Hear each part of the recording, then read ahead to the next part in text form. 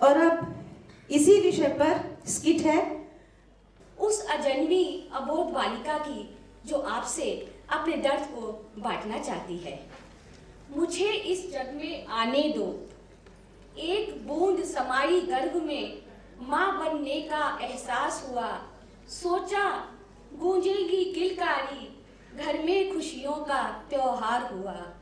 मातम सा छाया तब घर में जब पता चला कि कन्या है। दादी बोली हमें नहीं चाहिए, पिता की नहीं तमन्ना है। सिर्फ लिंग जानकर दुखी हुए, क्या इतनी बदकिस्मत हूँ? जिस नारी वंश से पिता तूने जन्म लिया, मैं उसी वंश की फुलकारी हूँ। माँ, क्या तुम भी चाहती हो मैं मर जाऊं इस जग में आने से पहले? क्या अपने दिल के टुकड़े को कर दोगी यमराज के हवाले? मारेगा मुझे तिल तिल कर, मेरा अंग अंग वो काटेगा। मैं रोऊं भी तो कैसे, मेरे मुंह से आवाज नहीं आती। ये पाप नहीं महापाप है माँ, मत बनो इसके भागी। मैं भगत सिंह चंद्रशेखर आजाद जैसे बेटे जन सकती हूँ। मैं कल्पना सानिया मदर टेरेसा बनकर तेरा नाम रोशन कर सकती हूँ। मैं कर सकती हूँ वह सब कुछ जो पुरुष आज का करता है।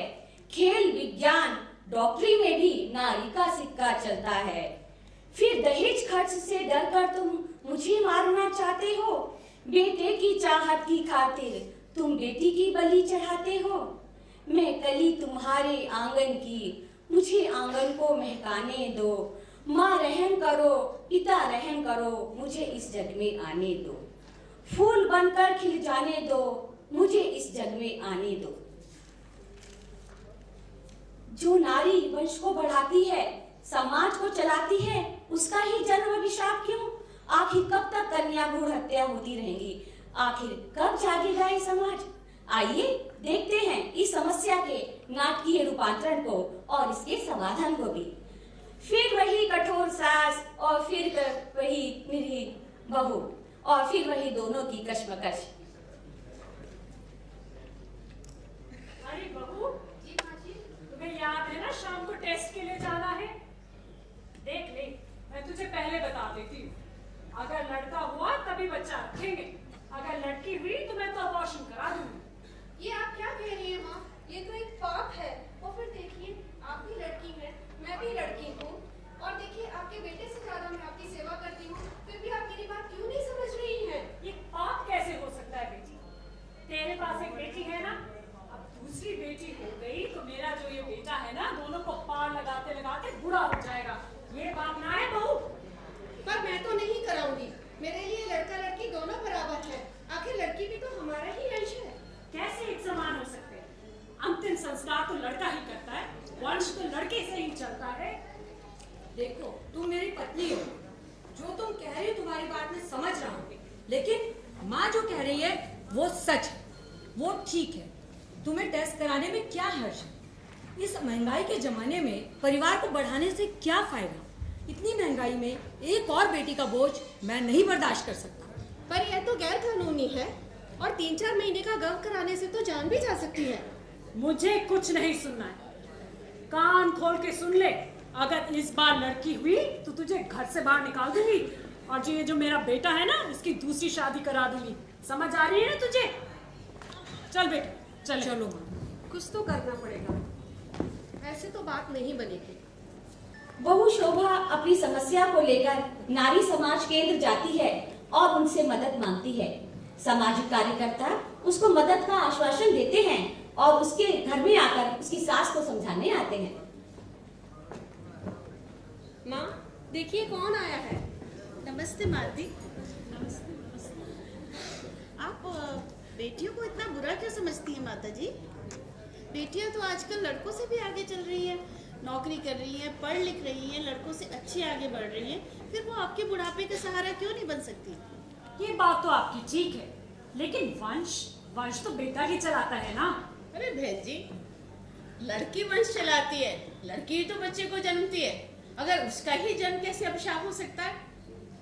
अगर मनुष्य जाति नहीं रहेगी तो ये सब वंश मेरा और आपका कैसे, ये वाली बात बेकार की बातें हैं। और हिंदुस्तान में तो सेक्स रेशियो इतना गड़बड़ हो गया है। आप हरियाणा देख लो, पंजाब देख लो, लड़कियों की शादी नहीं होती। अगर लड़कियां नहीं होगी तो उनकी शादी कैसे होगी?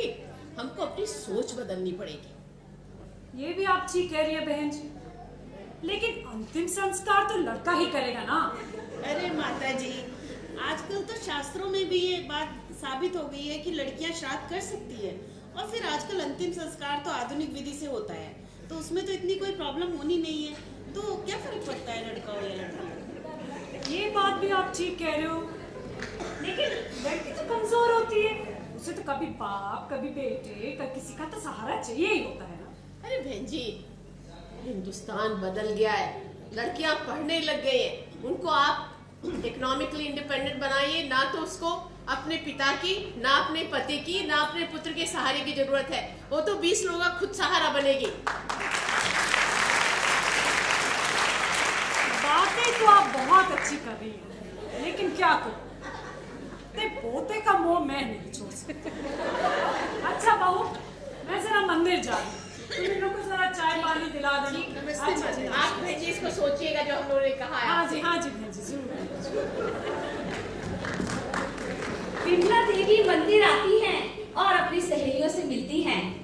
देखिए इन सब वृद्धाओं की जिंदगी के संध्या काल में क्या उथल पुथल हो रही है। मेरी किस्मत, हे भगवान। सन्ना, रो क्यों रही है सन्ना? क्या बताऊं? 3 बेटों की माँ हूँ, 3 पेटों की। ऊपर वाले ने कोई कसर नहीं छोड़ी, बहुत खुश थी। बुढ़ापा आराम से कटेगा, पर आज धक्का मार के घर से निकाल दिया, भूखे चली आई हूँ। क्या होगा मेरा? क्या होगा तो समझ में नहीं आ रहा। सब ठीक हो जाएगा, धैर्य रखो। बहन जी, मुझे ये बात समझ नहीं आती, हम सारी जिंदगी लड़का लड़का करते रहते हैं, इन लड़कों को हम इतने प्यार से, इतने दुलार से पालते हैं, इसकी क्या गारंटी है कि ये बुढ़ापे में हमारा सहारा बनेंगे, हमें सुख देंगे? बेटों को प्यार और बेटियों को धिक्कार, ये ऐसा क्यों है हमारे समाज में? क्यों नहीं हम लड़कियों को उनका स्थान देते हैं? सच कहूँ बहन जी, मैं तो अपनी लड़की के पास ही रहती हूँ। वो लड़की इतनी अच्छी है, इतना मेरा ध्यान रखती है, मेरा ही नहीं अपनी सास का भी पूरा ध्यान रखती है, और नौकरी करती है सो अलग। हे भगवान, ऐसी बेटियां सबको दे, ऐसे नालायक लड़कों से तो भगवान लड़कियां ही दे तो अच्छा है। मेरी भी गलती होती है आपकी तरह से, बुढ़ापे में मेरे बारे में कुछ तो सोचती। आप चिंता न करो, अगली बार भगवान एक बेटी जरूर देना। सही कह रहे हो, बेटियां ही असली माँ बाप का सहारा होती है और उनका साथ ही देती हैं। चलिए चलते हैं, कुछ ना कुछ तो होगा।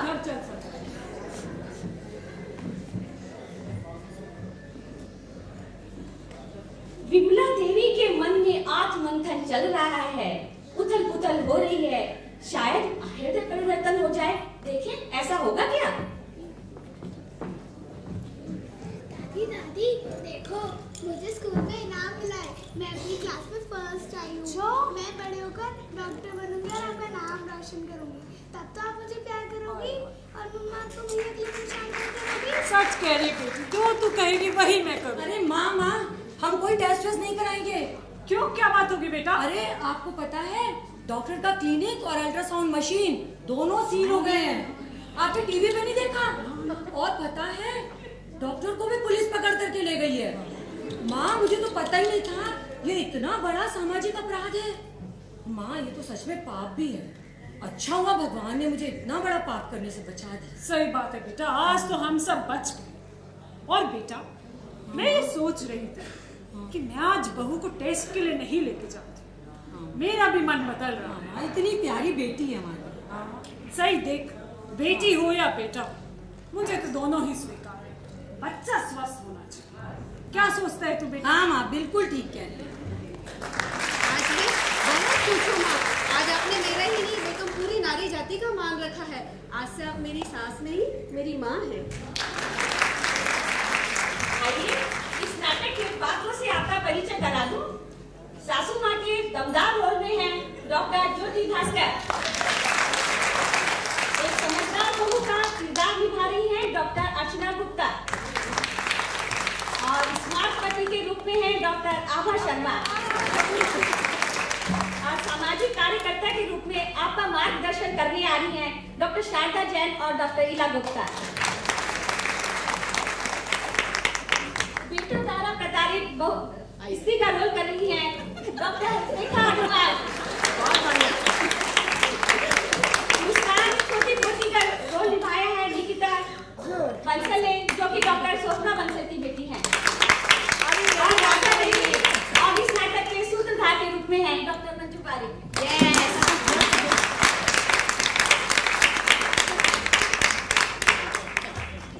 Thank you sir.